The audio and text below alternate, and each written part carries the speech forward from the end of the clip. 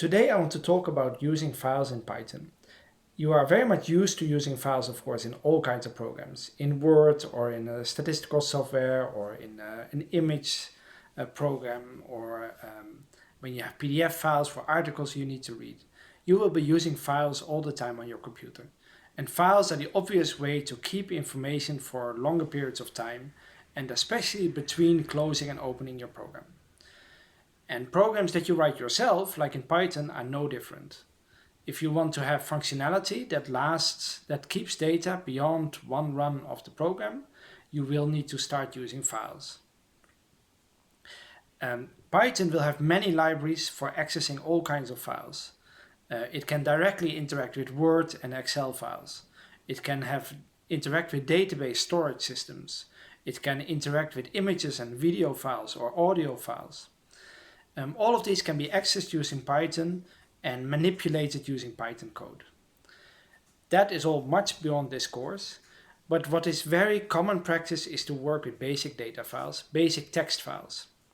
So in today's class, I want to show you how to write and read text files in Python. Text files are files where all the information is just the text that you're using. There is no formatting or structural code other than just the text. Think of, if you're a Windows user, think of Notepad, or in Mac maybe TextEdit.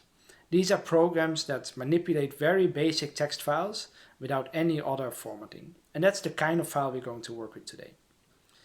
I will show you first how to open files, how to open them for reading, how to open them for writing. We will look at a few different ways of doing that. And then I will show you 3 more additional file formats that are similar in usage and that are very useful in practical applications. We will look at JSON files. JSON files are text files, but they have a structure that will remind you a lot of dictionaries in Python. They are a standard format that are used in many programs and many programming languages. So they're good for exchanging information between programs, and they are good for storing things like settings in a program. The second file format we'll use are called pickles. Pickles are specific for Python. You cannot use them with any other program. And they are the only format we will discuss today that is not a plain text format. If you look at the pickle file with any other program, it will look like abracadabra. It will look like nonsense. But if you open it with Python, you can easily save dictionaries and read dictionaries from the pickle file. Pickles have the advantage that they can store almost any kind of Python object. So when you have a complicated object-oriented program with different classes you defined and all kinds of objects in it, and you want to save all of them in one go in one big file, you can do that with a pickle without having to worry how the object translates into something in that file. And finally, we will look at CSV files. CSV files have the advantage that they can easily be opened with Excel and other statistical software, and they are useful if you want to save data from your program that you want to use, for example, to make a graph in Excel. All the program formats we will study here in this video will be relevant for our simulation. Text files will be useful for log files. Log files are files that show errors or progress in the program in a text file. If we run the simulation, we want to know how it's going. So we create a file that saves any error it encounters and that saves the progress that is being made. The JSON and Pickle we will use to save the configuration of the simulation. How many parties, how many voters, what kind of strategies. We can easily save that in a dictionary, that is the ideal format for it, and dictionaries can be easily saved using JSON and Pickles. And finally, we will save the output of the simulation. Which parties are there, how many votes do they have in a CSV file, and so we show how that works. The first part of this demonstration of how to use files in Python is actually not really about files directly. First I want to introduce a different library, the datetime library. The reason is that in the demonstration of text files, I am going to use the example of a log file.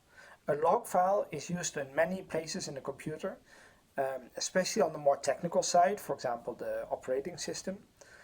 and it typically is a file that records the steps that are being taken by the system and any warnings or errors that occur. That way, a system administrator can go back in the log file and see what went wrong if there is something faulty.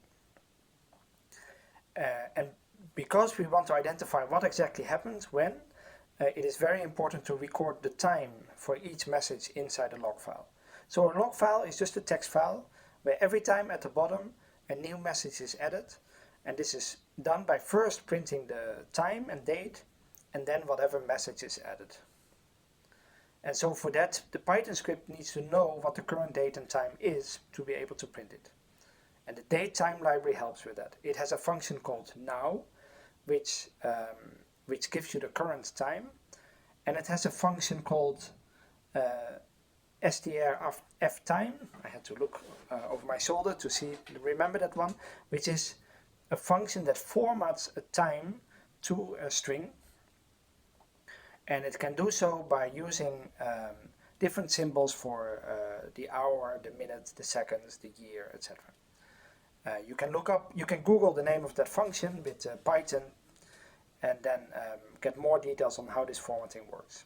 So here you see the library being opened with the import command, the current time being taken with the now command, and then it's printed on the screen. So while I give the example of a log file and continue with that for the moment, text files are a very standard type of file, and so you can use the same kinds of code to manipulate other text files. Text files that you download, text files to store some basic information, and even Python scripts are text files. Yeah? So the .py extension means that it is a Python source file, and source files are just plain text.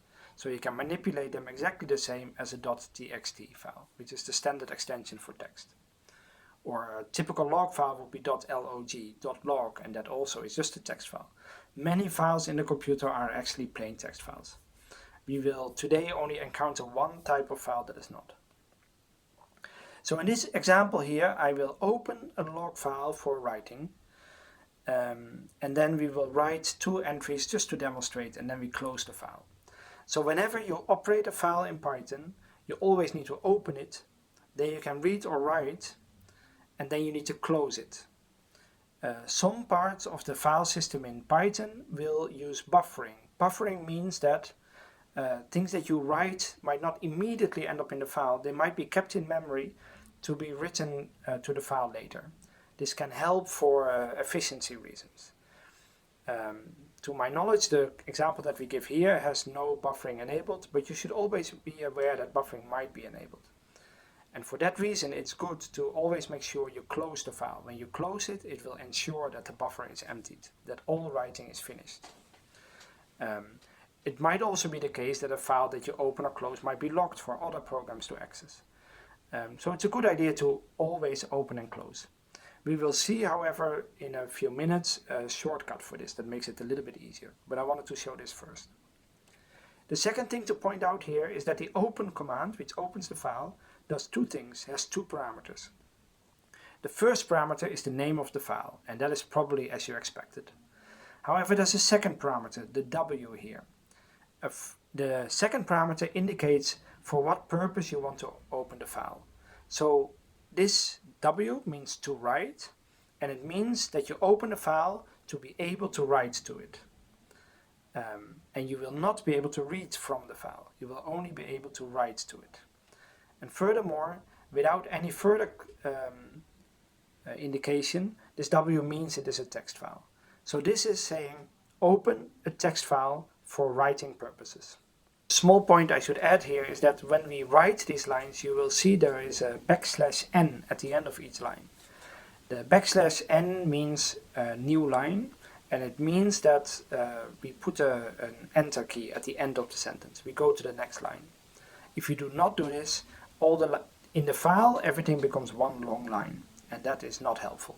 We want one line per log message, and each line to start with the date, time, and then the message. So after each message we need to put the new line symbol, the \n. \n, I should add, is a Windows or Mac, a Linux or Mac feature. In Windows, the norm is actually to put \r\n. So in Windows, you first specify that you want to go back to the beginning of the line, and then you specify that you want to go to the next line. Whereas in Linux or Mac, you just indicate that you want to make a new line. Yeah, so in Windows, it's \r, which means revert to the start of the line, and \n, which means go to the next line. You can maybe imagine the very old typewriter where, well, you probably might not have seen one, but if you did, you actually push two buttons. You push a handle to the right, which makes the paper scroll to the next line, and then you push it to the other side, which makes the cursor go to the beginning of the line. And so in Windows computers, these steps are still separated, like on a very old-fashioned typewriter. So here then an example of reading. The code will look very similar to how we wrote, and this time it's reading. So to read a file, we need to open it for the purpose of reading, which means that we give the mark R instead of W.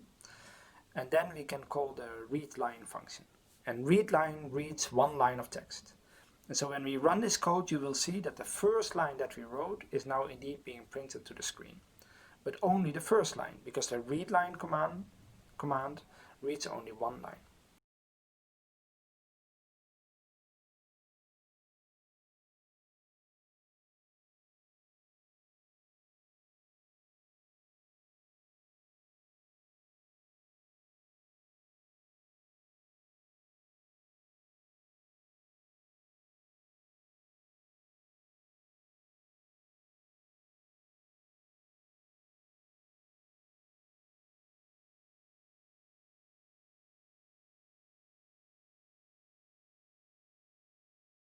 In this short segment, I want to show you 3 different ways of reading text from a text file. So opening the file here is in the same way. We open the file name and an R for reading, and at the end we close it. But we have 3 different ways. One is to read, the read command. So you get the F object here, .read. That means read the entire file. Yeah? So you end up with one long string of text that contains the entire text file. It will, if you print it as separate lines, because these \n codes that we entered in the file are still there, so they are part of this string, but it is one long string of text. The second option is the read line, which reads exactly one line, and also moves then the file pointer through the next line. So you can do this over and over again, and every time you read the next line and the next line and the next line. If you get nothing back, you have reached the end of the file. And finally, there is the read lines, which returns a list of strings. For each line, one string, all put together in one list of strings. So this can be quite helpful if you need to loop over all the lines. You can say for line in f.readlines. And that means that you have a loop where every iteration line represents the next line in the document. And it will automatically stop when you reach the end of the file. So that is quite convenient. Now, there's one item here that I have sort of had to use to demonstrate this, which is the seek command. The seek command you would rarely use in practice. Seek is to move the current pointer in the file. If I say read line, it will return the line of text, but it will also move automatically to the next line. That is what we call a file pointer. It is the place in the file where we are currently are, so that whenever you call a read or write command, it will be from that point where the pointer currently is. In this case, I wanted to go back every time to the start of the file to show read, readline, and readlines each time from the start of the file. So I use seek 0 to go back to position 0, which means reset the file pointer, go back to the start of the file. So seek with 0 means go back to the start of the file. But in practice you will very rarely use this. I have shown you how to open files for writing with the W and how to open files for reading with the R. There is actually one more that is kind of useful, and that is to open for appending, which means that open this text file and whenever I write, put it at the end of the file. If you open a file for writing and you start writing, you replace the old file. You start writing new text into the file. However, if you open it for appending and then write to it, it will just be added at the very end of the file. For a log file, that is ideal. Every log message should be added at the very end of the file, regardless of how many log messages there already are in the file. So we want to open it for appending and then add at the end. If you open a file for appending that does not exist yet, it will simply create the file and start from the beginning of the file. So that is no problem. So if it is an application like a log file, where we might want to continue adding messages to the log each time, append is a very helpful way to open a file. In this example, I will show you an easier way to loop over a set of lines in a text file, just like I had verbally discussed in the previous segment. So we will use read lines to read all the lines of text as a list, and then use a for loop to loop over this list of lines. So we can do for line in f.read lines. But I also demonstrate something else, which is the with command. When opening files, you can do with open and then the file name and the type of access. And then as f, this is more or less the same as f equals open, etc. But the advantage now is that closing will be automatic. So when the end of this block is reached, so after the with statement, the code is indented, so we are in a Python block of code. When we reach the end of that block, the file will automatically be closed. So this way you can avoid having to close files separately. The only other thing that is added here that is just a technicality is this rstrip command. Rstrip means that if you have a string of text, remove the end of line, the \n at the very end of that line of text. Yeah? So every line in this file has this end of line mark. When you read line by line, these strings will include this end of line mark. If you then print it, it will every time print a blank line in between, which is somewhat irritating. So rstrip removes the end of line mark, and that's all it does. In this segment, we move beyond the log file, beyond plain text files, and I want to show you how to use a JSON file. A JSON file is a standard file format that is used in quite a few different applications. That is often used on the internet to transfer information. There are several competitors. JSON is certainly not the only one, but it has certain advantages that people like. One advantage is that it is a text file, so it can be opened with any text editor. An advantage is that JSON files are what they call human readable. When you open it, it is quite easy to understand what is going on. Another advantage is that it does not have too much overhead, not too much sort of formatting information that is not the real data that you want to transfer.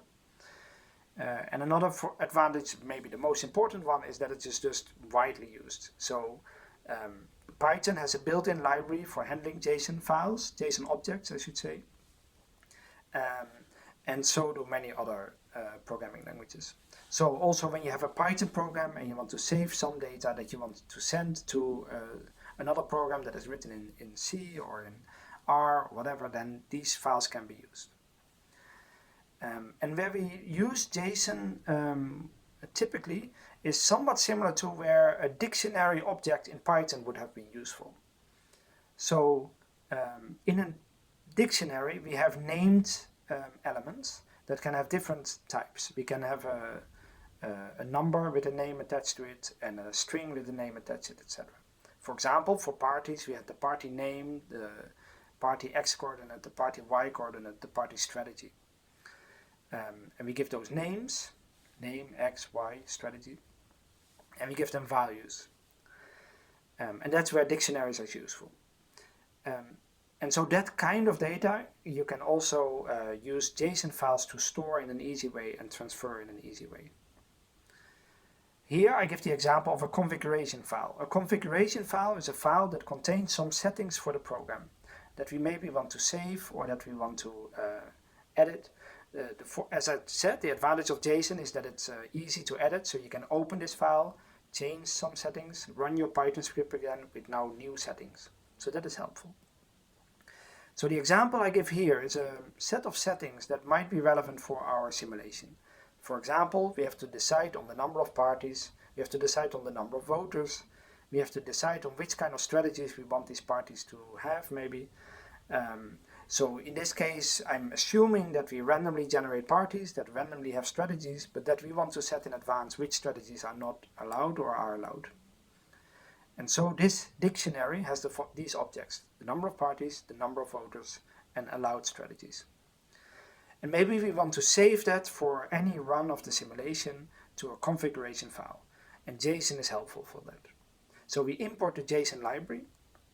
We have this dictionary with the settings, and we use dump, the dump function, to dump this dictionary to the file. We need to open the file first. Yeah? So we can open the file, then take the JSON dump function, pass on the dictionary that it needs to have, and also pass on the object that contains the file, and then this will be saved. I've added one more thing, which is this indent equals 4. You can leave that option out and it will work fine. However, if you add indentation, it becomes more easier to read the JSON file as a human, because it will provide for a nicer layout of the file. I will show you, you can click on the JSON file and see what the JSON file looks like. And if you leave the indent out, it will look less readable, because it will not go to new lines for new points of information. And I also show how you can open this. You can print the JSON file, but you can also use the read command to read it as a text file, but you can also use the JSON load command to import the JSON file and transform it into a Python dictionary. And then we can print the dictionary and also see with print type that it is indeed a dictionary. So this is an excellent way where dictionaries are a useful form of storing data in Python. JSON is often a good way of then saving this information in a human readable way that is relatively easy to transfer, for example, between programs over the internet, or just to keep for a record and change later. And the JSON file is very easy to manipulate, to edit. So if it's for configuration, for settings, it means you can just change the settings, rerun the Python program, and it will work on the new settings. In addition to JSON, I also want to demonstrate pickles. Now, pickles have certain advantages and disadvantages relatively to JSON. So here I will save the same kind of information. It's a dictionary again. But there are quite a few differences. First of all, Pickle is very specific to Python. So it is useful to save information in a Python program, to open it in Python. It is not useful to exchange it with other programs. So it is really quite specific to Python. And so it's not so commonly used to transfer between programs, because other programs might be written in different languages. The second major difference is that this is not a human readable file. So if you click on the Pickle file, you will see strange symbols. And also if you use the read command to read the entire file and print it to the screen, as I demonstrate here, then you get funny looking text. Yeah? So this is a binary format, not a human readable text format. So a Pickle file is not a text file. A JSON file is a text file. But the advantages are, there are major advantages, whereas JSON can transform a dictionary or a list in Python to a JSON text file. Pickle can transform many more types of objects in Python. So almost any object, for example, classes that you define yourself, like the party class or the voter class, can be saved into a Pickle file. You cannot save a Python of a party class or a voter class to a JSON file. Yeah, so with JSON you cannot just transform classes and objects. You can just transform dictionaries and lists. But in Pickle you can save objects. I should not say classes. You can save objects of any class, including the classes you define yourself. So it has advantages that it's binary, because that means you can save many more types of data. It has the disadvantage that it's binary and therefore not easy to read. I should also add that there's a technicality here, so you will notice that instead of W for writing and R for reading, we now use WB and RB. This means that it's not opened as a text file, but as a binary file. Yeah? So RB means open for reading as a binary file, and WB means open for writing as a binary file. Yeah? So it will not assume that these are plain text. And there will be no read line command, for example. It will look a little bit different. So I have shown you how you can use text files to, for example, create a log file, but this can also be used for any kind of text file.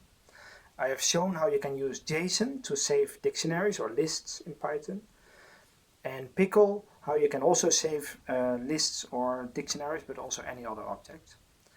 And I've given you the example of a log file and the example of saving a configuration.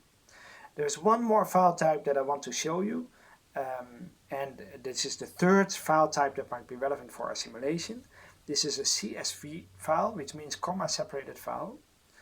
And a comma separated file is like a spreadsheet, like an Excel file. And the example that we have in mind here is every step in the simulation, every party might get a different number of votes and different kind of XY coordinates. And maybe we want to save how this evolves over time, so that we can make plots, for example in Excel or in R, of how these parties change over time, how the sizes change over time, how the positions change over time, etc. So for that, the other file formats are a little bit less useful. The CSV file is very helpful to save proper data sets with variables and observations that can be very easily opened in Excel or R. And a CSV file is also human readable. It is in the end still a text file. Typically it will have text or numbers. Each line will be a different observation. The first line is typical the names of the variables, but not necessarily. And other lines will have the information in the same order each time. And they are separated typically by commas, but they might also be separated by semicolons or tab symbols. In this example, I use all the default values of Python, which means commas. And you will see that if you do this on your own computer and you take the CSV file, if you double click on the CSV file, you will just get into Excel, or maybe something like the Apple equivalent of Excel, I forget what it's called. And you will see all the data that you entered. So you can see how easy it is to transfer data from Python into other programs. Now, unfortunately, whereas JSON and Pickle were first of all very similar to each other in terms of the code, and secondly quite similar to how we write text files, for CSV it's a little bit more complicated. So the code you see here is a bit more involved. First of all, it expects that we have a writer object, which we use to write. So we have a file object, which we already had, but then we need to, on the basis of that file object, generate a writer object or a reader object. And then we can use it. Secondly, you need to explicitly write the variable names as a separate line, and then you can go over your data and write every line of the data. Typically, of course, in a loop, because we will have a large data set, typically. There is also the dict reader object. So instead of a regular reader class, there is the dict reader class, and that is quite helpful because it immediately transforms all the data that it reads from the CSV file into a dictionary. And that is easier to work with and easier to print. So here you see an extensive example of how to write CSV files, how to read them, how to print them, and how to read them as a dictionary. And I hope this helps to give you a bit of an understanding what a CSV file is and how we can use it.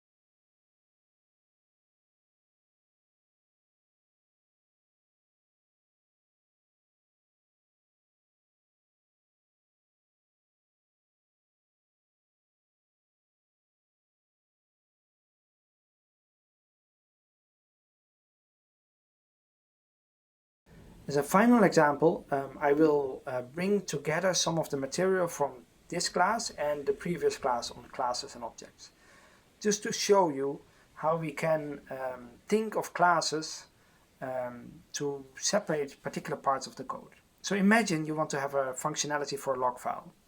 And for that, we have seen how you can open a log file, how you can use the date-time library to get the current time, how you can write a line of text to the file, and how you can then close the file. Now imagine that in all kinds of places in the code you might want to send signals to the log file. Yeah, so you have a script that generates parties, and that might want to say we successfully created 5 parties.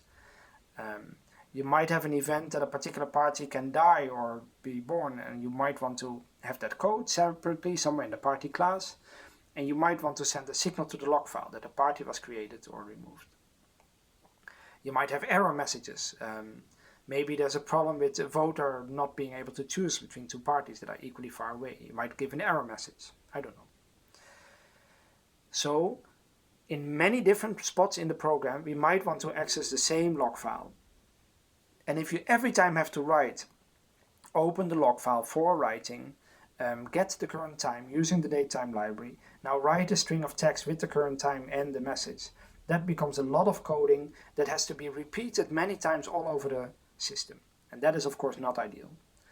Much better if at the beginning of the program you create a log, which can then be used every time throughout the program to write messages right away. And that log object should already know that it is important to save the current time and should know how to do it, so you don't have to worry about it. So instead of open the log file, get the current time, write the following message, we just want to say log the following message. And then the log should know what it should do, that it should open the file, that it should get the current time, and that it should write this message. So the ideal would be to create a log class.